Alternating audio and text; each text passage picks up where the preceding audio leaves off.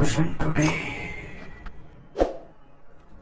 Hi ಸ್ನೇಹಿತರೆ, question today YouTube ಚಾನಲ್ಗೆ ತಮಗೆಲ್ಲರಿಗೂ ಸ್ವಾಗತ. ಇವತ್ತಿನ ಒಂದು ವಿಡಿಯೋದಲ್ಲಿ ನಾವು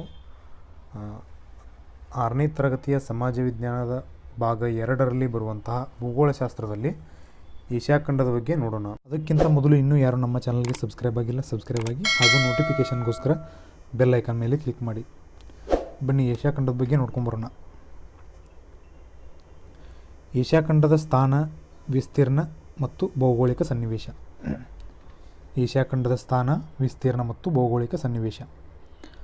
ಪ್ರಪಂಚದ ಭೂಖಂಡಗಳಲ್ಲಿ ಏಷ್ಯಾ ದೊಡ್ಡದು. ಪ್ರಪಂಚದ ಭೂಖಂಡಗಳಲ್ಲಿ ಅತ್ಯಂತ ದೊಡ್ಡ ಖಂಡ ಯಾವುದಪ್ಪ ಅಂತಂದ್ರೆ ಏಷ್ಯಾ ಖಂಡ.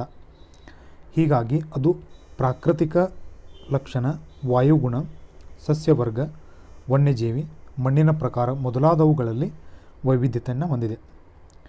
ಈ ಖಂಡದಲ್ಲಿ ಅತ್ಯಂತ ಎತ್ತರವುಳ್ಳ ಪರ್ವತ, ಪ್ರಸ್ಥಭೂಮಿಗಳು, ಫಲವತ್ತಾದ ವಿಶಾಲ ಮೈದಾನ, ಮರುಭೂಮಿ, ನದಿ ವ್ಯವಸ್ಥೆ ಮತ್ತು ಸರೋವರಗಳು ಕಂಡುಬರುತ್ತವೆ. ಜೊತೆಗೆ ಭಾಷೆ, ಧರ್ಮ, ಜನಸಂಖ್ಯೆ ಹಂಚಿಕೆ ಮತ್ತು ಜನಸಾಂದ್ರತೆಗಳಲ್ಲಿಯೂ ನಾವು ವೈವಿಧ್ಯತೆಯನ್ನು ಕಾಣಬಹುದು. ಆದ್ದರಿಂದ ಏಷ್ಯಾ ಖಂಡವನ್ನು ಏನಂತ ಕರಿತೀವಪ್ಪ ಅಂತಂದ್ರೆ ವೈವಿಧ್ಯತೆಗಳ ಖಂಡ ಅಂತೇಳಿ ಏಷ್ಯಾ ಖಂಡವನ್ನು ಕರಿತೀವಿ.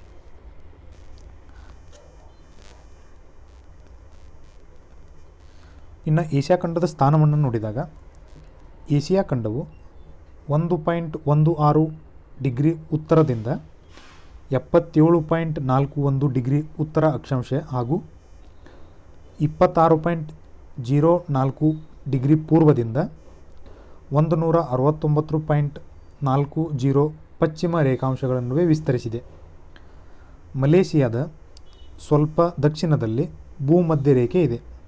0 ಡಿಗ್ರಿ ರೇಖೆ ಮಲೇಷಿಯಾದ ಸ್ವಲ್ಪ ದಕ್ಷಿಣದಲ್ಲಿದೆ. ಈ ಏಷ್ಯಾ ಖಂಡದ ಮೂಲಕ ಕರ್ಕಾಟಕ ಸಂಕ್ರಾಂತಿ ವೃತ್ತ ಹಾದು ಹೋಗುತ್ತದೆ. ಯಾವ್ಯಾವ ದೇಶ ಮೇಲೆ ಅಂತಂದರೆ ಭಾರತ ಮತ್ತು ಅರೇಬಿಯಾಗಳ ದೇಶಗಳ ಮೂಲಕ ಕರ್ಕಾಟಕ ಸಂಕ್ರಾಂತಿ ವೃತ್ತ ಹಾದು ಹೋಗುತ್ತದೆ. ಇನ್ನು ವಿಸ್ತೀರ್ಣವನ್ನು ನೋಡೋಣ. ಏಷ್ಯಾ ಖಂಡವು ಒಟ್ಟು ಭೌಗೋಳಿಕ ವಿಸ್ತೀರ್ಣದ ಸುಮಾರು 44 ಮಿಲಿಯನ್ ಚದರ ಕಿಲೋಮೀಟರ್ಗಳನ್ನು ಹೊಂದಿದೆ. ಇದು ಪ್ರಪಂಚದ ಮೇಲ್ಮೈ ಭೂಭಾಗದ ವಿಸ್ತೀರ್ಣದಲ್ಲಿ 33% ವಿಸ್ತೀರ್ಣವನ್ನು ಹೊಂದಿದೆ. ಪ್ರಪಂಚದ ಭೂಭಾಗದೊಳಗೆ 33% ಏಷ್ಯಾ ಖಂಡ ಹೊಂದಿದೆ. ಈ ಖಂಡ ಸಂಪೂರ್ಣವಾಗಿ ಉತ್ತರ ಗೋಳಾರ್ಧದಲ್ಲಿದೆ.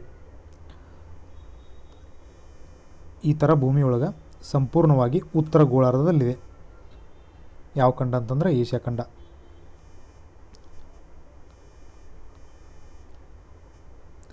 ಇದೇ ನಮ್ಮ ಏಷ್ಯಾ ಖಂಡ, ಸಂಪೂರ್ಣವಾಗಿ ಉತ್ತರ ಗೋಳಾರ್ಧದಲ್ಲಿದೆ.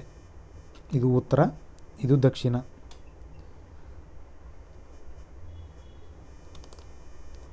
ನೆಕ್ಸ್ಟ್ ಭೌಗೋಳಿಕ ಸನ್ನಿವೇಶನ ನೋಡಿದಾಗ ಏಷ್ಯಾ ಖಂಡವು 3 ಕಡೆ ಸಾಗರಗಳು ಮತ್ತು 1 ಕಡೆ ಭೂಭಾಗದಿಂದ ಆವರಿಸಿದೆ. ಏಷ್ಯಾ ಖಂಡವು 3 ಭಾಗಗಳು ಸಾಗರಗಳಿಂದ ಆವರಿಸಿದೆ. ಇಲ್ಲಿ ಹಿಂದೂ ಮಹಾಸಾಗರದಿಂದ ಆವರಿಸಿದೆ, ಇಲ್ಲಿ ಪೆಸಿಫಿಕ್ ಸಾಗರದಿಂದ ಆವರಿಸಿದೆ, ಇಲ್ಲಿ ಆರ್ಕ್ಟಿಕ್ ಸಾಗರದಿಂದ ಆವರಿಸಿದೆ. ಪಶ್ಚಿಮದ ಸೈಡ್ ಯುರೋಪ್ ಖಂಡದಿಂದ ಆವರಿಸಿದೆ. 3 ಭಾಗಗಳಲ್ಲಿ ನೀರು ಮತ್ತು 1 ಭಾಗದಲ್ಲಿ ಮಾತ್ರ ಭೂಮಿ. ಸುತ್ತುವರಿದ ಸಾಗರಗಳೆಂದರೆ ಉತ್ತರದಲ್ಲಿ ಆರ್ಕ್ಟಿಕ್ ಸಾಗರ, ಪೂರ್ವ ಭಾಗಗಳಲ್ಲಿ ಪೆಸಿಫಿಕ್ ಸಾಗರ, ದಕ್ಷಿಣ ಭಾಗದಲ್ಲಿ ಹಿಂದೂ ಮಹಾಸಾಗರ, ಪಶ್ಚಿಮಕ್ಕೆ ಯುರೋಪ್ ಖಂಡ. ಇದು ನಮ್ಮ ಭೌಗೋಳಿಕ ಸನ್ನಿವೇಶ. ಯಾವುದರಪ್ಪ ಅಂತಂದ್ರೆ ಏಷ್ಯಾ ಖಂಡದ್ದು. ಏಷ್ಯಾ ಮತ್ತು ಯುರೋಪ್ ಖಂಡಗಳ ಗಡಿಯು ಸಾಂಪ್ರದಾಯಿಕವಾದ ಕಾಲ್ಪನಿಕ ರೇಖೆಯಾಗಿದ್ದು ಅದು ಅಂಕುಡೊಂಕಾಗಿದೆ. ಏಷ್ಯಾ ಮತ್ತು ಯುರೋಪ್ ಖಂಡಗಳ ಗಡಿಯು ಕಾಲ್ಪನಿಕ ರೇಖೆಯಾಗಿದ್ದು ಅದು ಅಂಕುಡೊಂಕಾಗಿದೆ. ಮತ್ತು ಯುರಲ್ ಪರ್ವತ, ಕ್ಯಾಸ್ಪಿಯನ್ ಸಮುದ್ರ, ಕಕಾಸಸ್ ಪರ್ವತ ಮತ್ತು ಕಪ್ಪು ಸಮುದ್ರಗಳ ಮುಖಾಂತರ ಈ ಕಾಲ್ಪನಿಕ ರೇಖೆ ಹಾದು ಹೋಗಿದೆ. ಯುರೋಪ್ ಮತ್ತು ಏಷ್ಯಾಗಳನ್ನು ಒಟ್ಟುಗೂಡಿಸಿ ಯುರೇಷಿಯಾ ಎಂದು ಕರೆಯುತ್ತಾರೆ. ಯುರೋಪ್ ಮತ್ತು ಏಷ್ಯಾವನ್ನು ಒಟ್ಟುಗೂಡಿಸಿ ಯುರೇಷಿಯಾ ಎಂದು ಕರೆಯುತ್ತಾರೆ.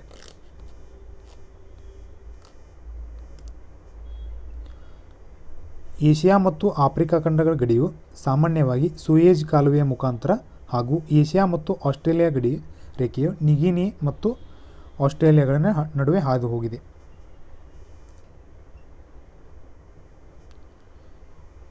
ಇದು ಸೂಯೆಜ್ ಕಾಲುವೆ, ಇದು ನಿಗಿನಿಯ ಇಲ್ಲಿ ಬರ್ತೈತಿ.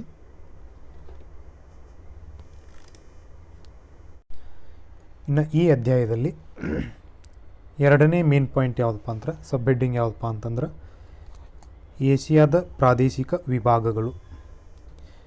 ಏಷ್ಯಾದ ಪ್ರಾದೇಶಿಕ ವಿಭಾಗಗಳು. ಈ ಏಷ್ಯಾ ಖಂಡದಲ್ಲಿ ಒಟ್ಟು 48 ದೇಶಗಳು ಇವೆ. ಈ ಏಷ್ಯಾ ಖಂಡದೊಳಗೆ ಎಷ್ಟು ರಾಷ್ಟ್ರಗಳಪ್ಪ ಅಂತಂದ್ರೆ 48 ದೇಶಗಳಿವೆ. ಅವುಗಳನ್ನು 5 ಪ್ರಾದೇಶಿಕ ಗುಂಪುಗಳಾಗಿ ವಿಂಗಡಿಸಲಾಗಿದೆ. ಅವು ಯಾವಪ್ಪ ಅಂತಂದ್ರೆ 5 ಪ್ರಾದೇಶಿಕ ಗುಂಪುಗಳು ಯಾವಪ್ಪ ಅಂತಂದ್ರೆ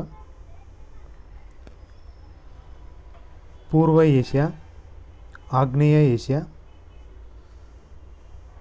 ಮತ್ತು ದಕ್ಷಿಣ ಏಷ್ಯಾ, ನೈಋತ್ಯ ಏಷ್ಯಾ, ಮಧ್ಯ ಏಷ್ಯಾ. ಈ 5 ಗುಂಪುಗಳಲ್ಲಿ ಮೊದಲನೇ ಗುಂಪನ್ನು ನೋಡಿದಾಗ ಅದರೊಳಗೆ ಯಾವ್ಯಾವ ರಾಷ್ಟ್ರ ಕಂಡು ಬರ್ತಾವೆ ಅಂತಂದ್ರೆ ಪೂರ್ವ ಏಷ್ಯಾದಲ್ಲಿ ಇದರಲ್ಲಿ ಚೀನಾ, ಉತ್ತರ ಮತ್ತು ದಕ್ಷಿಣ ಕೊರಿಯಾ, ಜಪಾನ್, ಹಾಂಗ್ಕಾಂಗ್, ಥೈವಾನ್ ಮತ್ತು ಮಂಗೋಲಿಯಾ ಈ ಪೂರ್ವ ಏಷ್ಯಾ ರಾಷ್ಟ್ರಗಳು ಇವು. ಇದು ಉತ್ತರದಲ್ಲಿ ವಿಶಾಲವಾದ ರಷ್ಯಾ, ದಕ್ಷಿಣದಲ್ಲಿ ದಕ್ಷಿಣ ಏಷ್ಯಾ ಮತ್ತು ಆಗ್ನೇಯ ಏಷ್ಯಾಗಳ ನಡುವೆ ವಿಸ್ತರಿಸಿದೆ. ಇದು ದಕ್ಷಿಣದಲ್ಲಿ ದಕ್ಷಿಣ ಏಷ್ಯಾ, ಆಗ್ನೇಯ ದಿಕ್ಕಿನಲ್ಲಿ ಆಗ್ನೇಯ ಏಷ್ಯಾ ಮತ್ತು ರಷ್ಯಾ. ಇದು ಎಲ್ಲೈತಪ್ಪ ಅಂತಂದ್ರೆ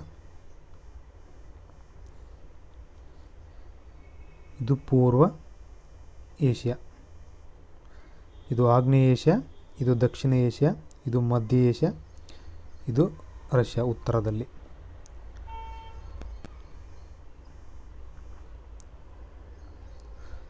ಇನ್ನು ಎರಡನೇದು ಯಾವುದಪ್ಪ ಅಂತಂದ್ರೆ ಆಗ್ನೇಯ ಏಷ್ಯಾ. ಈ ಆಗ್ನೇಯ ಏಷ್ಯಾದಲ್ಲಿ ಬರುವಂಥ ರಾಷ್ಟ್ರಗಳು ಯಾವಪ್ಪ ಅಂತಂದ್ರೆ Myanmar, Laos, Vietnam, Thailand, Cambodia, Malaysia, Indonesia, Singapore, Brunei ಮತ್ತು ಫಿಲಿಪೈನ್ಸ್. ಈ ಆಗ್ನೇಯ ಏಷ್ಯಾದೊಳಗೆ ಇಷ್ಟು ರಾಷ್ಟ್ರಗಳು ಕಂಡು ಬರ್ತಾವೆ. ಇದೊಂದು ಪರ್ಯಾಯ ದ್ವೀಪವಾಗಿದೆ, ಅಂದರೆ ದ್ವೀಪಗಳ ಸಮೂಹ. ಇದು ಒಟ್ಟಾರೆಯಾಗಿ ಇದನ್ನು ದ್ವೀಪಗಳ ಸಮೂಹ ಅಂತ ಕರಿತೀವಿ. ಈಗ ದ್ವೀಪಗಳ ಸಮೂಹ ಯಾವಪ್ಪ ಅಂತಂದ್ರೆ ಸುಮಾತ್ರಾ, ಜಾವಾ, ಸುಲಾವೇಸಿ, ಬೋರ್ನಿಯೋ, ಪಾಪವು ಇತ್ಯಾದಿ. ಇದು ಪಶ್ಚಿಮಕ್ಕೆ ಹಿಂದೂ ಮಹಾಸಾಗರ, ಪೂರ್ವಕ್ಕೆ ಪೆಸಿಫಿಕ್ ಸಾಗರಗಳಿವೆ. ಪಶ್ಚಿಮಕ್ಕೆ ಹಿಂದೂ ಮಹಾಸಾಗರ, ಪೂರ್ವಕ್ಕೆ ಪೆಸಿಫಿಕ್ ಸಾಗರಗಳಿವೆ. ಇದು ಆಗ್ನೇಯ ರಾಷ್ಟ್ರ. ಪೂರ್ವಕ್ಕೆ ಪೆಸಿಫಿಕ್ ಸಾಗರ, ಪಶ್ಚಿಮಕ್ಕೆ ಹಿಂದೂ ಮಹಾಸಾಗರ. ಇದು ಹಿಂದೂ ಮಹಾಸಾಗರ, ಇದು ಪೆಸಿಫಿಕ್ ಸಾಗರ. ಇವು ಒಟ್ಟಾರೆಯಾಗಿ ದ್ವೀಪಗಳ ಸಮೂಹವಾಗಿದೆ. ಇವು ಆಗ್ನೇಯ ಏಷ್ಯಾ ರಾಷ್ಟ್ರಗಳು. ಇನ್ನು ಮೂರನೇದ್ದು ದಕ್ಷಿಣ ಏಷ್ಯಾ. ಈ ದಕ್ಷಿಣ ಏಷ್ಯಾದಲ್ಲಿ ಬರುವಂಥ ರಾಷ್ಟ್ರಗಳು ಭಾರತ, ಬಾಂಗ್ಲಾದೇಶ್, ಭೂತಾನ್, ನೇಪಾಳ್, ಪಾಕಿಸ್ತಾನ್, ಶ್ರೀಲಂಕಾ ಮತ್ತು ಮಾಲ್ಡೀವ್ಸ್ಗಳನ್ನು ಈ ದಕ್ಷಿಣ ಏಷ್ಯಾ ಒಳಗೊಂಡಿದೆ. ಇವುಗಳಲ್ಲಿ ಭಾರತ ಅತಿ ದೊಡ್ಡದು. ಈ ದಕ್ಷಿಣ ಏಷ್ಯಾ ರಾಷ್ಟ್ರಗಳಲ್ಲಿ ಅತ್ಯಂತ ದೊಡ್ಡ ದೇಶ ಯಾವುದಪ್ಪ ಅಂತಂದ್ರೆ ಭಾರತ. ಇವುಗಳಲ್ಲಿ ಭಾರತ ದೊಡ್ಡದು. ಇದನ್ನು ದಕ್ಷಿಣದಲ್ಲಿ ಹಿಂದೂ ಮಹಾಸಾಗರ, ಅದರ ಉಪಭಾಗಗಳಾದ ಬಂಗಾಳ ಕೊಲ್ಲಿ ಮತ್ತು ಅರಬ್ಬಿ ಸಮುದ್ರಗಳು ಸುತ್ತುವರೆದಿವೆ. ಉತ್ತರದಲ್ಲಿ ಹಿಮಾಲಯ ಪರ್ವತ ಸರಣಿ, ಪೂರ್ವಕ್ಕೆ ಮ್ಯಾನ್ಮಾರ್, ಪಶ್ಚಿಮಕ್ಕೆ ಅಫ್ಘಾನಿಸ್ತಾನಗಳಿವೆ.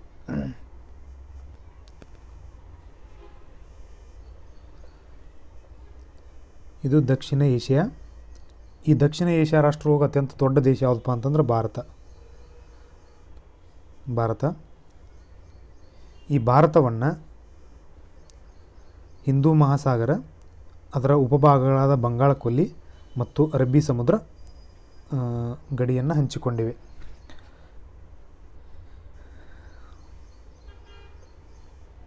ಉತ್ತರದಲ್ಲಿ ಹಿಮಾಲಯ ಪರ್ವತ ಶ್ರೇಣಿ, ಉತ್ತರದೊಳಗಿಲ್ಲೇ ಹಿಮಾಲಯ ಪರ್ವತ ಶ್ರೇಣಿ ಐತಿ. ನೆಕ್ಸ್ಟ್ ನೈಋತ್ಯ ಏಷ್ಯಾ. ನೈಋತ್ಯ ಏಷ್ಯಾದಲ್ಲಿ ಬರುವಂಥ ರಾಷ್ಟ್ರಗಳು ಯಾವಪ್ಪ ಅಂತಂದ್ರೆ Afghanistan, Bahrain, Cyprus, Iran, Iraq, Israel, Jordan, Kuwait, Lebanon, Oman, Qatar, Syria, Palestine, Saudi Arabia, Arab Emirates, Yemen ಮತ್ತು ಟರ್ಕಿ ದೇಶಗಳು. ಈ ಎಲ್ಲ ದೇಶಗಳು ನೈಋತ್ಯ ಏಷ್ಯಾ ರಾಷ್ಟ್ರದೊಳಗೆ ಕಂಡು ಬರ್ತಾವೆ. ಈ ವಿಭಾಗವು ಕಪ್ಪು ಸಮುದ್ರದ ದಕ್ಷಿಣ ಭಾಗದಲ್ಲಿದ್ದು ಕಪ್ಪು ಸಮುದ್ರ ಎಲ್ಲಿತ್ತಪ್ಪ ಅಂತಂದ್ರೆ ಇದು ಕಪ್ಪು ಸಮುದ್ರ, ಇದರ ದಕ್ಷಿಣ ಭಾಗ ಅಂದ್ರೆ ಇದು ನೈಋತ್ಯ ಏಷ್ಯಾ.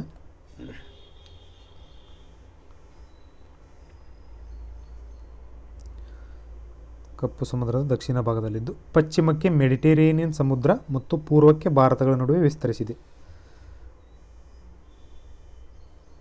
ಪಶ್ಚಿಮಕ್ಕೆ ಮೆಡಿಟರೇನಿಯನ್ ಸಮುದ್ರ, ಪೂರ್ವಕ್ಕೆ ಭಾರತದೊಂದಿಗೆ ಗಡಿಯನ್ನು ಹಂಚಿಕೊಂಡಿದೆ. ಯಾವುದಪ್ಪ ಅಂತಂದ್ರೆ ನೈಋತ್ಯ ಏಷ್ಯಾ ರಾಷ್ಟ್ರಗಳು.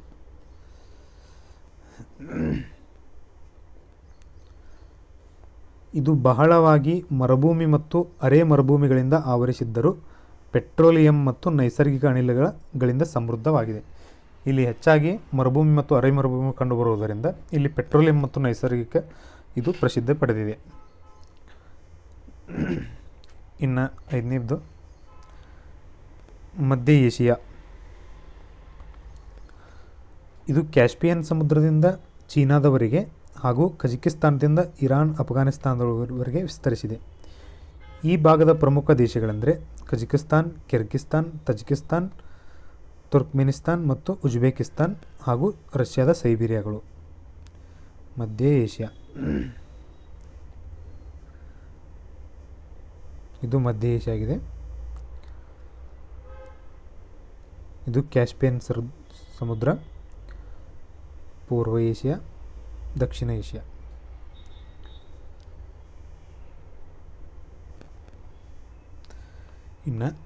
ಇನ್ನು ಏಷ್ಯಾ ಖಂಡದ ಪ್ರಾಕೃತಿಕ ಲಕ್ಷಣಗಳನ್ನು ನೋಡಿದರೆ, ಏಷ್ಯಾದ ಪ್ರಾಕೃತಿಕ ಲಕ್ಷಣಗಳಲ್ಲಿ ಎತ್ತರವಾದ ಪರ್ವತ ಸರಣಿಗಳು ಪ್ರಮುಖ ಭೂಸ್ವರೂಪಗಳಾಗಿವೆ. ಈ ಏಷ್ಯಾದ ಪ್ರಾಕೃತಿಕ ಲಕ್ಷಣಗಳಲ್ಲಿ ಅತಿ ಎತ್ತರವಾದಂತಹ ಪರ್ವತ ಸರಣಿಗಳು ಇದರ ಪ್ರಮುಖವಾದಂಥ ಭೂಸ್ವರೂಪಗಳಾಗಿವೆ. ಜೊತೆಗೆ ವಿವಿಧ ಪ್ರಸ್ಥಭೂಮಿಗಳು, ಮೆಕ್ಕಲು ಮಣ್ಣುಳ್ಳ ಮೈದಾನ ಮತ್ತು ದ್ವೀಪ ಸಮೂಹಗಳನ್ನು ಹೊಂದಿದೆ. ಈ ಪ್ರಾಕೃತಿಕ ಲಕ್ಷಣಗಳಲ್ಲಿ ಹೆಚ್ಚಾಗಿ ಪ್ರಸ್ಥಭೂಮಿಗಳು, ಮೆಕ್ಕಲು ಮಣ್ಣುಗಳುಳ್ಳ ಮೈದಾನ ಮತ್ತು ದ್ವೀಪ ಸಮೂಹಗಳನ್ನು ಹೊಂದಿದೆ. ಈ ಪ್ರಮುಖ ಪ್ರಾಕೃತಿಕಗಳನ್ನು ವಿಭಾಗನೆ ಮಾಡಿದಾಗ ಭೂರಚನೆ ಮತ್ತು ಮೇಲ್ಮೈ ಲಕ್ಷಣಗಳನ್ನು ಆಧರಿಸಿ ಏಷ್ಯಾ ಖಂಡವನ್ನು 5 ಪ್ರಮುಖ ಪ್ರಾಕೃತಿಕ ವಿಭಾಗಗಳಾಗಿ ವಿಂಗಡಿಸಬಹುದು. ಅದು ಯಾವುದಪ್ಪ ಅಂತಂದ್ರೆ ವಾಯುವ್ಯ ತಗ್ಗು ಮೈದಾನ, ಕೇಂದ್ರದ ಎತ್ತರದ ಭಾಗ, ದಕ್ಷಿಣದ ಪ್ರಸ್ಥಭೂಮಿಗಳು, 4ನೇದು ನದಿ ಮತ್ತು ಮಹಾ ಮೈದಾನಗಳು, 5ನೇದು ದ್ವೀಪ ಸಮೂಹ. ಅದರೊಳಗೆ ಮೊದಲನೇದು ಯಾವುದಪ್ಪ ಅಂತಂದ್ರೆ ವಾಯುವ್ಯ ತಗ್ಗು ಮೈದಾನ. ವಾಯುವ್ಯ ತಗ್ಗು ಮೈದಾನವು ಈ ವಿಭಾಗವು ಏಷ್ಯಾದ ಪ್ರಾಕೃತಿಕ ಲಕ್ಷಣಗಳಲ್ಲಿ ಹೆಚ್ಚು ಮಹತ್ವ ಉಳ್ಳದ್ದು. ಬೇರಿಂಗ್ ಜಲಸಂಧಿಯಿಂದ ಕ್ಯಾಸ್ಪಿಯನ್ ಸಮುದ್ರದವರೆಗೆ ವಿಸ್ತರಿಸಿದೆ. ವಾಯುವ್ಯ ತಗ್ಗು ಮೈದಾನ ಎಲ್ಲಿಂದ ಎಲ್ಲಿವರೆಗೂ ಇದೆ ಅಂತಂತಂದ್ರೆ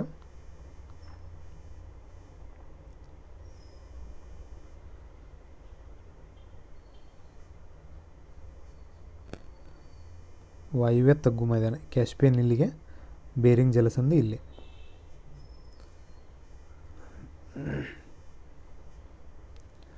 ಬೇರಿಂಗ್ ಜಲಸಂಧಿಯಿಂದ ಕ್ಯಾಸ್ಪಿಯನ್ ಸಮುದ್ರದವರೆಗೆ ವಿಸ್ತರಿಸಿದೆ. ಕೇಂದ್ರದ ಎತ್ತರ ಭಾಗಗಳು ಮತ್ತು ಆರ್ಕ್ಟಿಕ್ ಸಾಗರದ ನಡುವೆ ಕಂಡುಬರುತ್ತದೆ. ಕೇಂದ್ರದ ಎತ್ತರದ ಭಾಗಗಳು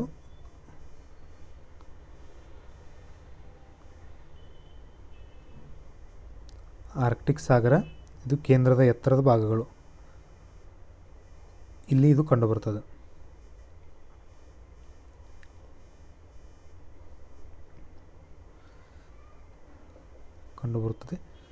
ತ್ರಿಕೋನ ಆಕಾರವುಳ್ಳ ಈ ವಿಶಾಲವಾದ ತಗ್ಗು ಮೈದಾನವನ್ನು ಸೈಬೀರಿಯಾ ಮೈದಾನ ಎಂದು ಕರೆಯುತ್ತಾರೆ. ತ್ರಿಕೋನ ಆಕಾರಗಳುಳ್ಳ ಈ ವಿಶಾಲವಾದಂತಹ ತಗ್ಗು ಮೈದಾನವನ್ನು ಸೈಬೀರಿಯಾ ಮೈದಾನ ಎಂದು ಕರೆಯುತ್ತಾರೆ. ಉತ್ತರ ಕಡೆಗೆ ಅಂದರೆ ಮೇಲೆ ಸಾಧಾರಣ ಇಳಿಜಾರಾಗಿದ್ದು ಈ ಮೈದಾನದ ಮೂಲಕ ಕೆಲವು ನದಿಗಳು ಹರಿಯುತ್ತವೆ. ಅವು ಎಲ್ಲವೂ ಕೂಡ ಎಲ್ಲಿ ಸೇರ್ತವಪ್ಪ ಅಂತಂದ್ರೆ ಆರ್ಕ್ಟಿಕ್ ಸಾಗರವನ್ನು ಸೇರ್ತಾವೆ. ಉತ್ತರಕ್ಕೆ ಇಳಿಜಾರಿರುವುದರಿಂದ ಅಲ್ಲಿಂದ ನದಿಗಳು ಹರಿದು ಆರ್ಕ್ಟಿಕ್ ಸಾಗರವನ್ನು ಸೇರುತ್ತವೆ. ಅವು ಯಾವಪ್ಪ ಅಂತಂದ್ರೆ ಲೀನ, ಓಬ್ ಮತ್ತು ಎನ್ಸಿ. ಇವು ಉತ್ತರ ಕಡೆಗೆ ಹರಿದು ಆರ್ಕ್ಟಿಕ್ ಸಾಗರವನ್ನು ಸೇರುತ್ತವೆ. ಇನ್ನು 2ನೇ ಪಾಯಿಂಟ್ ಏನಪ್ಪ ಅಂತಂದ್ರೆ ಕೇಂದ್ರದ ಎತ್ತರದ ಭಾಗಗಳು. ಪ್ರಾಕೃತಿಕ ಲಕ್ಷಣಗಳಲ್ಲಿ 2ನೇ ಪಾಯಿಂಟ್ ಕೇಂದ್ರದ ಎತ್ತರ ಭಾಗಗಳು. ಇದು ಏಷ್ಯಾದ 2ನೇ ಅತಿ ಪ್ರಮುಖ ಪ್ರಾಕೃತಿಕ ವಿಭಾಗ. ವಾಯುವ್ಯ ತಗ್ಗು ಮೈದಾನಗಳ ದಕ್ಷಿಣ ಭಾಗದಲ್ಲಿವೆ. ವಾಯುವ್ಯ ಅಂದರೆ ಮ್ಯಾಲಿದ್ದು. ಇದರ ದಕ್ಷಿಣ ಭಾಗದಲ್ಲಿ ಕೇಂದ್ರ ಎತ್ತರದ ಭಾಗಗಳಿದ್ದು ಮಧ್ಯ ಏಷ್ಯಾದಲ್ಲಿರುವ ಪರ್ವತ ಸರಣಿಗಳನ್ನು ಕೇಂದ್ರದ ಎತ್ತರ ಭಾಗಗಳು ಎಂದು ಕರೆಯುತ್ತಾರೆ. ಇದು ಏಷ್ಯಾ ಮೈನರ್ನಿಂದ ಬೇರಿಂಗ್ ಜಲಸಂಧಿಯವರೆಗೂ ವಿಸ್ತರಿಸಿದೆ. ಇಲ್ಲಿ ಅನೇಕ ಪರ್ವತ ಸರಣಿಗಳು ಪಾಮಿರ್ ಗ್ರಂಥಿಯಿಂದ ಎಲ್ಲೆಡೆಯೂ ಹಬ್ಬಿವೆ. ಪೂರ್ವ ದಿಕ್ಕಿನ ಸರಣಿಗಳಲ್ಲಿ ಹಿಮಾಲಯ, ಕುನುಲುನ್, ಕಾರಾಕೋರಂ, ಟಿಯೆನ್ ಶಾನ್, ಅಲ್ಟಾಯ್, ಸಯಾನ್, ಯಬ್ಲೋನಿ, ಕಿಂಗಾನ್ ಮತ್ತು ಸ್ಟಾನ್ವಾಯ್ ಪರ್ವತ ಮುಖ್ಯವಾದವುಗಳು. ಪಶ್ಚಿಮದ ಸರಣಿಗಳಲ್ಲಿ ಹಿಂದೂ ಕುಶ್, ಕಿರ್ತಾರ್, ಸುಲೈಮಾನ್, ಎಲ್ಬರ್ಜ್, ಜಾಗ್ರೋಸ್, ಕಕಾಸಸ್, ಪೋಂಟಿನ್, ತಾರಸ್ ಪರ್ವತಗಳು ಸೇರಿವೆ. ಪರ್ವತ ಸರಣಿಗಳಲ್ಲಿ ಹಿಂದೂ ಕುಶ್, ಕಿರ್ತಾರ್, ಸುಲೈಮಾನ್, ಎಲ್ಬರ್ಜ್, ಜಾಗ್ರೋಸ್, ಕಕಾಸಸ್, ಪೋಂಟಿನ್ ಮತ್ತು ತಾರಸ್ ಪರ್ವತಗಳು ಸೇರಿವೆ. ಈ ಹಿಮಾಲಯ ಪರ್ವತಗಳು ಮಡಿಕೆ ಪರ್ವತಗಳಾದ ಹಿಮಾಲಯದ ಸರಣಿಯು ಪಾಮೀರ್ ಗ್ರಂಥಿಯಿಂದ ಆಗ್ನೇಯಕ್ಕೆ ಹಬ್ಬಿದೆ. ಅವು ಪ್ರಪಂಚದಲ್ಲಿಯೇ ಅತ್ಯಂತ ಎತ್ತರವಾದ ಪರ್ವತಗಳು. ಯಾವಪ್ಪ ಅಂತಂದರೆ ಹಿಮಾಲಯ ಸರಣಿಯೊಳಗಿರುವಂತಹ ಹಿಮಾಲಯ ಸರಣಿ ಏನೈತಿಲ್ಲ, ಇದು ಪ್ರಪಂಚದಲ್ಲಿ ಅತಿ ಎತ್ತರವಾದಂಥ ಪರ್ವತಗಳು ಇಲ್ಲಿ ಕಂಡುಬರ್ತಾವೆ. ಇವುಗಳಲ್ಲಿ ಮೌಂಟ್ ಎವರೆಸ್ಟ್ ಪ್ರಪಂಚದಲ್ಲಿ ಎತ್ತರವಾದಂಥ ಶಿಖರ. ಇವುಗಳಲ್ಲಿ ಹಿಮಾಲಯ ಪರ್ವತ ಸರಣಿಯಲ್ಲಿ ಕಂಡುಬರುವಂತಹ ಎತ್ತರವಾದಂತಹ ಪ್ರದೇಶ ಮೌಂಟ್ ಎವರೆಸ್ಟ್. ಇದು ಪ್ರಪಂಚದಲ್ಲೇ ಅತಿ ಎತ್ತರವಾದಂಥ ಶಿಖರ. ಪರ್ವತಗಳ ಸರಣಿಗಳ ನಡುವೆ ಅನೇಕ ಪ್ರಸ್ಥಭೂಮಿಗಳಿವೆ. ಈ ಪರ್ವತ ಸರಣಿಗಳ ನಡುವೆ ಅನೇಕ ಪ್ರಸ್ಥಭೂಮಿಗಳಿವೆ. ಅವು ಯಾವಪ್ಪ ಅಂತ ಅಂದರೆ ಟಿಬೇಟ್ ಪ್ರಸ್ಥಭೂಮಿ, ಮಂಗೋಲಿಯಾ ಪ್ರಸ್ಥಭೂಮಿ, ಇರಾನ್ ಪ್ರಸ್ಥಭೂಮಿ, ಅನಟೋಲಿಯಾ ಪ್ರಸ್ಥಭೂಮಿ ಇತ್ಯಾದಿ. ಏಷ್ಯಾ ಖಂಡದ ಅನೇಕ ನದಿಗಳು ಈ ಎತ್ತರ ಭಾಗದಲ್ಲಿ ಉಗಮವಾಗುತ್ತದೆ. ಏಷ್ಯಾ ಖಂಡದೊಳಗೆ ಇರುವಂತಹ ಪ್ರಮುಖವಾದ ನದಿಗಳು ಈ ಹಿಮಾಲಯ ಪರ್ವತ ಶ್ರೇಣಿಯಲ್ಲಿ ಉಗಮವಾಗುತ್ತವೆ. ಇದು ಎತ್ತರ ಭಾಗ, ಕೇಂದ್ರ ಎತ್ತರ ಭಾಗ.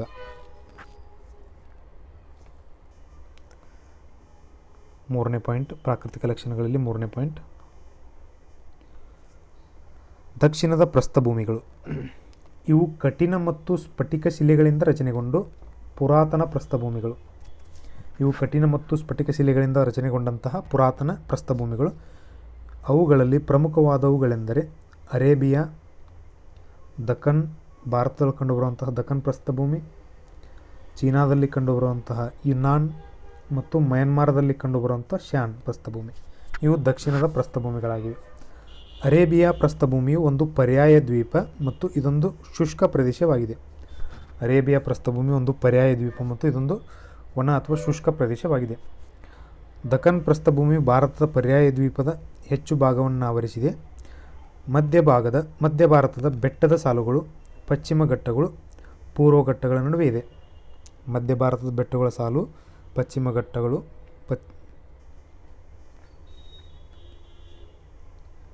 ಇದು ದಕ್ಕನ್ ಪ್ರಸ್ಥಭೂಮಿ.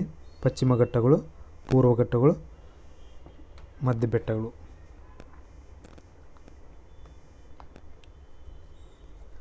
ಮಧ್ಯ ಭಾರತದ ಬೆಟ್ಟಗಳು. ಇದು ಪೂರ್ವ ದಿಕ್ಕಿಗೆ ಇಳಿಜಾರಾಗಿದ್ದು, ಅಂದರೆ ಈ ಕಡೆ ಇಳಿಜಾರಾಗಿದ್ದು, ಆ ಮೂಲಕ ಅನೇಕ ನದಿಗಳು ಹರಿಯುವು. ಆ ನದಿಗಳು ಹರಿದು ಬಂಗಾಳ ಕೊಲ್ಲಿಯನ್ನು ಸೇರ್ತವೆ. ಚೀನಾದ ನೈಋತ್ಯಕ್ಕೆ ಯುನಾನ್ ಪ್ರಸ್ಥಭೂಮಿ ಇದೆ. ಇದೊಂದು ಉನ್ನತ ಸುಣ್ಣಕಲ್ಲು ಪ್ರದೇಶ. ಇದು ಮುಂದುವರಿದ ಭಾಗವೇ ಶಾನ್ ಪ್ರಸ್ಥಭೂಮಿ.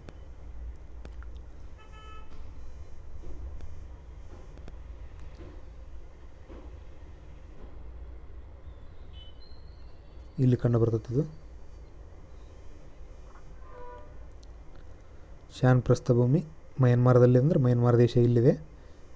ಇಲ್ಲಿ ಪ್ರಸ್ಥಭೂಮಿ ಕಂಡುಬರುತ್ತದೆ.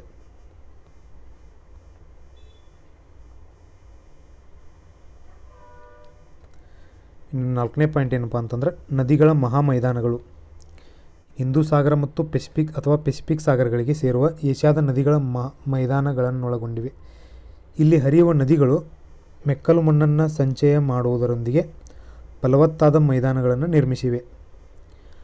ಈ ವಿಭಾಗದ ಪ್ರಮುಖ ಮೈದಾನಗಳೆಂದರೆ ಸಿರಿಯಾ ಮತ್ತು ಇರಾಕ್ನ ಟೈಗ್ರಿಸ್ ಯುಪ್ರಟಿಸ್, ಭಾರತ ಪಾಕಿಸ್ತಾನಗಳ ಸಿಂಧೂ ಗಂಗಾ ಮೈದಾನ, ಮಯನ್ಮಾರಿನ ಇರ್ವಾಡಿ, ಇಂಡೋ ಚೀನಾದ ಮಿನಾಮ್ ಮತ್ತು ಮಿಕಾಂಗ್, ಚೀನಾದ ಚಿಯಾಂಗ್ ಮತ್ತು ಜಿಯಾಂಗ್, ಸಿಕಿಯಾಂಗ್ ಮತ್ತು ಹ್ವಾಂಗ್ವೋ ನದಿಗಳು ಮೈದಾನ. ಇವು ಹೆಚ್ಚು ಜನಭರಿತವಾದಂಥ ಮೈದಾನಗಳಾಗಿವೆ. ಇನ್ನು 5ನೇ ಪಾಯಿಂಟ್, ದ್ವೀಪ ಸಮೂಹ. ಪ್ರಾಕೃತಿಕ ಲಕ್ಷಣಗಳಲ್ಲಿ 5ನೇ ಪಾಯಿಂಟ್ ಏನಪ್ಪ ಅಂತಂದ್ರೆ ದ್ವೀಪ ಸಮೂಹ. ಏಷ್ಯಾ ಖಂಡದ ಆಗ್ನೇಯ ಮತ್ತು ಪೆಸಿಫಿಕ್ ತೀರಗಳಲ್ಲಿ ಅನೇಕ ದ್ವೀಪಗಳಿವೆ. ಅವು ಉತ್ತರದಲ್ಲಿ ಕಮಚಟ್ಕದಿಂದ ದಕ್ಷಿಣದಲ್ಲಿ ಫಿಲಿಪೈನ್ಸ್ ಮತ್ತು ಬೋರ್ನಿಯೋವರೆಗೆ ಮಾಲೆಯಂತೆ ಹಬ್ಬಿವೆ. ಇವು 5 ಸಮುದ್ರಗಳಿಂದ ಆವರಿಸಿವೆ. ಆ 5 ಸಮುದ್ರಗಳು ಯಾವಪ್ಪ ಅಂತಂದ್ರೆ ಓಕಟಸ್ಕ, ಜಪಾನ್ ಸಮುದ್ರ, ಹಳದಿ ಸಮುದ್ರ, ಪೂರ್ವ ಚೀನಾ ಸಮುದ್ರ, ದಕ್ಷಿಣ ಚೀನಾ ಸಮುದ್ರ. ಇವೆಲ್ಲಿ ಕಂಡು ಬರ್ತಾವಪ್ಪ ಅಂತಂದ್ರೆ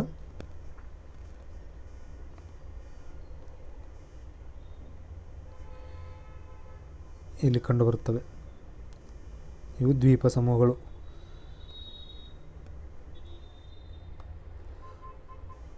ಜಪಾನ್ ಸಮುದ್ರ,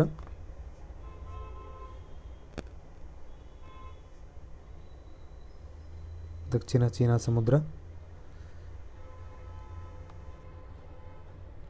ಹೀಗೆ ಕಂಡುಬರುತ್ತವೆ. ಹಳದಿ ಸಮುದ್ರ. ದ್ವೀಪ ಸಮೂಹಗಳನ್ನು ಯಾವಪ್ಪ ಅಂತಂದ್ರೆ ಕ್ಯೂರಲ್, ಜಪಾನ್, ಲಾಚು, ಫಿಲಿಪೈನ್ಸ್ ಮತ್ತು ಬೋರ್ನಿಯೋ. ಇವುಗಳಲ್ಲಿ ಬಹಳಷ್ಟು ಜ್ವಾಲಾಮುಖಿ ಜನಿತವಾದವುಗಳು, ಜೊತೆಗೆ ಫಲವತ್ತಾದ ಮಣ್ಣು, ಆಳವಾದ ಕಣಿವೆ ಮತ್ತು ಶಂಖಾಕೃತಿ ಪರ್ವತಗಳನ್ನು ಹೊಂದಿವೆ. ಇವೆಲ್ಲವೂ ಕೂಡ ಏಷ್ಯಾ ಖಂಡದ ಪ್ರಾಕೃತಿಕ ಲಕ್ಷಣಗಳು. ಇನ್ನು ಏಷ್ಯಾ ಖಂಡದ ಪ್ರಮುಖ ನದಿಗಳು ಮತ್ತು ವ್ಯವಸಾಯ.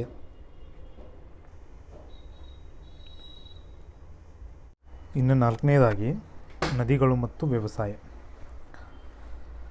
ಪ್ರಮುಖ ನದಿಗಳು ಮತ್ತು ವ್ಯವಸಾಯ. ಏಷ್ಯಾ ಖಂಡದ ಪ್ರಮುಖ ನದಿಗಳು ಮತ್ತು ವ್ಯವಸಾಯ. ಏಷ್ಯಾದ ನದಿ ಜಾಲಗಳಲ್ಲಿ ವೈವಿಧ್ಯತೆ ಇದೆ. ಈ ಖಂಡದ ನದಿ ವ್ಯವಸ್ಥೆಯ ಮೇಲೆ ಪ್ರಾಕೃತಿಕ ಲಕ್ಷಣಗಳು ಮತ್ತು ಸುತ್ತಲಿನ ಜಲರಾಶಿಗಳು ಪ್ರಭಾವ ಬೀರುತ್ತವೆ. ಇಲ್ಲಿ ಆರ್ಕ್ಟಿಕ್, ಪೆಸಿಫಿಕ್ ಮತ್ತು ಹಿಂದೂ ಸಾಗರಗಳನ್ನು ಏಷ್ಯಾ ಸುತ್ತುವರೆದಿದೆ. ಸುತ್ತಲೂ ಆರ್ಕ್ಟಿಕ್ ಸಾಗರ, ಪೆಸಿಫಿಕ್ ಸಾಗರ, ಹಿಂದೂ ಮಹಾಸಾಗರಗಳು ಸುತ್ತುವರೆದಿದ್ದು, ಈ ಖಂಡದಲ್ಲಿ ಹರಿಯುವಂತಹ ಹೆಚ್ಚಿನ ಸಂಖ್ಯೆಯ ನದಿಗಳು ಈ ಸಾಗರಗಳಿಗೆ ಸೇರುತ್ತವೆ. ಯಾವ ಸಾಗರಪ್ಪ ಅಂತಂದರೆ ಹಿಂದೂ ಮಹಾಸಾಗರ, ಪೆಸಿಫಿಕ್ ಸಾಗರ, ಆರ್ಕ್ಟಿಕ್ ಸಾಗರ. ಹೀಗೆ ಸಾಗರಗಳಿಗೆ ಸೇರುವ ನದಿಗಳನ್ನು ಆಧರಿಸಿ ಏಷ್ಯಾದ ನದಿಗಳನ್ನು 4 ಗುಂಪುಗಳನ್ನಾಗಿ ವಿಂಗಡಿಸಲಾಗಿದೆ.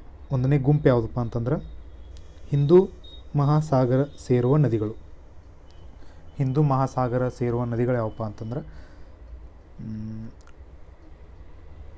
ಟೈಗ್ರಿಸ್, ಸಿರಿಯಾ ಮತ್ತು ಇರಾಕ್ ದೇಶಗಳ ಟೈಗ್ರಿಸ್ ಮತ್ತು ಯುಫ್ರಟಿಸ್ ನದಿಗಳು, ಪರ್ಷಿಯಾದ ಕಾರಿಯನ್, ಪಾಕಿಸ್ತಾನ್ ಮತ್ತು ಭಾರತದ ಸಿಂಧೂ, ಗಂಗಾ, ಬ್ರಹ್ಮಪುತ್ರ ನದಿಗಳು ಹಿಮಾಲಯದಲ್ಲಿ ಉಗಮಿಸಿ ದಕ್ಷಿಣಕ್ಕೆ ಹರಿದು ಹಿಂದೂ ಸಾಗರವನ್ನು ಸೇರುತ್ತವೆ. ಮಯನ್ಮಾರಿನ ಸಿಟ್ಯಾಂಗ್, ಸಾಲ್ವಿನ್ ಮತ್ತು ಇರವಾಡಿ ನದಿಗಳು ಬಂಗಾಳ ಕೊಲ್ಲಿಗೆ ಸೇರುತ್ತವೆ.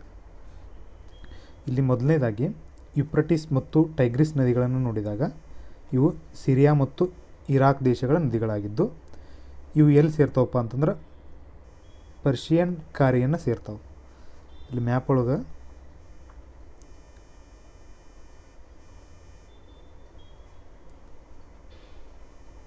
ಟೈಗ್ರಿಸ್, ಯುಫ್ರಟಿಸ್ ಈ ಪರ್ಷಿಯನ್ ಕಾರಿಯನ್ನು ಸೇರಿ ಅರಬ್ಬಿ ಸಮುದ್ರವನ್ನು ಸೇರುತ್ತವೆ. ಅರಬ್ಬಿ ಸಮುದ್ರ ಸೇರಿ ಇದು ಹಿಂದೂ ಮಹಾಸಾಗರಕ್ಕೆ ಸೇರ್ತದೆ. ಆದ್ದರಿಂದ ಹಿಂದೂ ಮಹಾಸಾಗರದ ನದಿಗಳು. ಇನ್ನು ಭಾರತದ ಮತ್ತು ಪಾಕಿಸ್ತಾನದ ಸಿಂಧೂ ನದಿ ಕೂಡ ಅರಬ್ಬಿ ಸಮುದ್ರವನ್ನು ಸೇರಿ ಮುಂದೆ ಮಹಾಸಾಗರಕ್ಕೆ ಕೂಡುತ್ತದೆ. ನೆಕ್ಸ್ಟ್ ಯಮುನಾ ಮತ್ತು ಗಂಗಾ ನದಿಗಳು ಬಂಗಾಳ ಕೊಲ್ಲಿಯನ್ನು ಸೇರುತ್ತವೆ. ಇನ್ನು ಮಯನ್ಮಾರಿನ ಇರವಾಡಿ ನದಿ ಇದು ಕೂಡ ಬಂಗಾಳ ಕೊಲ್ಲಿಯನ್ನು ಸೇರುತ್ತದೆ. ಭಾರತದ ಕೆಲವು ನದಿಗಳನ್ನು ನೋಡಿದಾಗ ಮಹಾನದಿ, ಗೋದಾವರಿ, ಕೃಷ್ಣ, ಕಾವೇರಿ ಇವು ಬಂಗಾಳ ಕೊಲ್ಲಿಯನ್ನು ಸೇರುತ್ತವೆ. ಇವು ಭಾರತದ ನದಿಗಳು. ನರ್ಮದಾ ನದಿ ಅರಬ್ಬಿ ಸಮುದ್ರವನ್ನು ಸೇರುತ್ತದೆ. ಇವೆಲ್ಲವೂ ಕೂಡ ಹಿಂದೂ ಮಹಾಸಾಗರದ ಸೇರುವಂತಹ ನದಿಗಳು. ಇನ್ನು ಎರಡನೇದಾಗಿ ಪೆಸಿಫಿಕ್ ಸಾಗರವನ್ನು ಸೇರುವಂತಹ ನದಿಗಳು. ಪೆಸಿಫಿಕ್ ಸಾಗರವನ್ನು ಸೇರುವ ನದಿಗಳು. ಈ ಗುಂಪಿನಲ್ಲಿ ರಷ್ಯಾದ ಅಮೂರ್, ಚೀನಾದ ಹ್ವಾಂಗ್ಹೋ, ಚಿಯಾಂಗ್ಜಿಯಾಂಗ್ ಅಥವಾ ಯಾಂಗತ್ಸೆ ಮತ್ತು ಸಿಕಿಯಾಂಗ್ ನದಿಗಳು ಪೂರ್ವದ ಕಡೆಗೆ ಹರಿಯುತ್ತಾ ಕ್ರಮವಾಗಿ ಓಕಟಸ್ಕ, ಹಳದಿ ಸಮುದ್ರ ಮತ್ತು ಚೀನಾ ಸಮುದ್ರಗಳನ್ನು ಸೇರುತ್ತವೆ. ಇಂಡೋ ಚೀನಾದ ಮಿನಾಯ್ ಮತ್ತು ಮಿಕಾಂಗ್ ನದಿಗಳು ದಕ್ಷಿಣ ಚೀನಾ ಸಮುದ್ರವನ್ನು ಸೇರುತ್ತವೆ. ಮ್ಯಾಪ್ ಒಳಗೆ ನೋಡಿದಾಗ ರಷ್ಯಾದ ಅಮೂರ್ ನದಿ ಇಲ್ಲಿ ಐತೆ ನೋಡಿರಿ. ರಷ್ಯಾದ ಅಮೂರ್ ನದಿ ಓಕಟಸ್ಕವನ್ನು ಸೇರುತ್ತದೆ. ಚೀನಾದ ಹ್ವಾಂಗ್ಹೋ ಮತ್ತು ಚಿಯಾಂಗ್ಜಿಯಾಂಗ್ ಅಥವಾ ಯಾಂಗತ್ಸೆ ನದಿ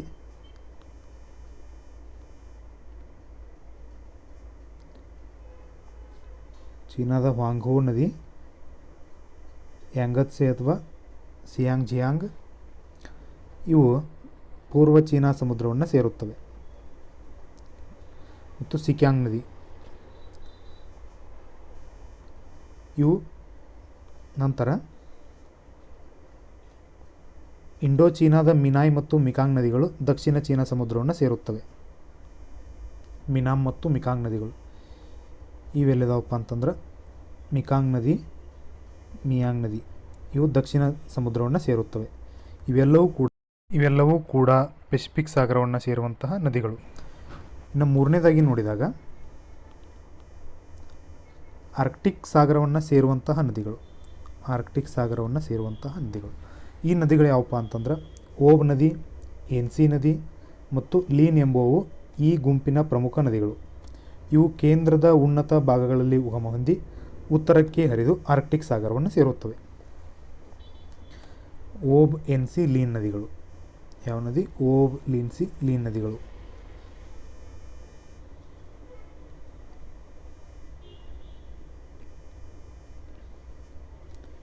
ಇದು ಲೀನ್ ನದಿ, ಇದು ಉತ್ತರಕ್ಕೆ ಹರಿದು ಆರ್ಕ್ಟಿಕ್ ಸಾಗರವನ್ನು ಸೇರುತ್ತವೆ. ನೆಕ್ಸ್ಟ್ ಎನ್ಸಿ ನದಿ, ಇದು ಆರ್ಕ್ಟಿಕ್ ಸಾಗರವನ್ನು ಸೇರುತ್ತದೆ. ಇನ್ನು ಓಬ್ ನದಿ ಇದು ಕೂಡ ಆರ್ಕ್ಟಿಕ್ ಸಾಗರವನ್ನು ಸೇರುತ್ತದೆ. ಇವೆಲ್ಲವೂ ಆರ್ಕ್ಟಿಕ್ ಸಾಗರವನ್ನು ಸೇರುವಂತಹ ನದಿಗಳು. ಇನ್ನು ಒಳನಾಡಿನ ನದಿಗಳು. ಈ ಗುಂಪಿಗೆ ಸೇರಿದ ನದಿಗಳು ಒಳನಾಡಿನ ಸಮುದ್ರಗಳಿಗೆ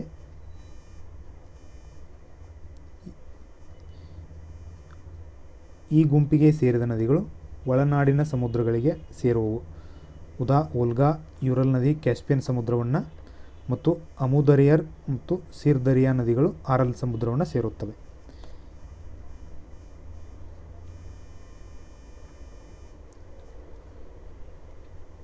ಇದು ಅಮುದರಿಯರ್, ಸಿರ್ದರಿಯರ್ ಇವು ಅರಲ್ ಸಮುದ್ರವನ್ನು ಸೇರುತ್ತವೆ. ಇನ್ನು ಕ್ಯಾಸ್ಪಿಯನ್ ಸೇದು ಯಾವಪ್ಪ ಅಂತಂದ್ರೆ ಇಲ್ಲಿದಾವು. ವೋಲ್ಗಾ ಮತ್ತು ಯುರಲ್ ನದಿ ಕ್ಯಾಸ್ಪಿಯನ್ ಸಮುದ್ರವನ್ನು ಸೇರುತ್ತವೆ. ಈ ವಿಡಿಯೋದಲ್ಲಿ ನಾವು ಏಷ್ಯಾ ಖಂಡದ ಸ್ಥಾನ, ವಿಸ್ತೀರ್ಣ, ಭೌಗೋಳಿಕ ಸನ್ನಿವೇಶ ಮತ್ತು ಏಷ್ಯಾ ಖಂಡದ ಪ್ರಾದೇಶಿಕ ವಿಭಾಗಗಳನ್ನು ಮತ್ತು ಪ್ರಾಕೃತಿಕ ಲಕ್ಷಣಗಳನ್ನು ಹಾಗೂ ಪ್ರಮುಖ ನದಿಗಳನ್ನು ಚರ್ಚೆ ಮಾಡಿದ್ವಿ. ಇನ್ನು ಉಳಿದಿದ್ದನ್ನು ಮುಂದಿನ ವಿಡಿಯೋದಲ್ಲಿ ಚರ್ಚೆ ಮಾಡೋಣ. ಸೊ ಇಲ್ಲಿವರೆಗೂ ನಮ್ಮ ವಿಡಿಯೋ ನೋಡಿದ್ದಕ್ಕಾಗಿ ಧನ್ಯವಾದಗಳು.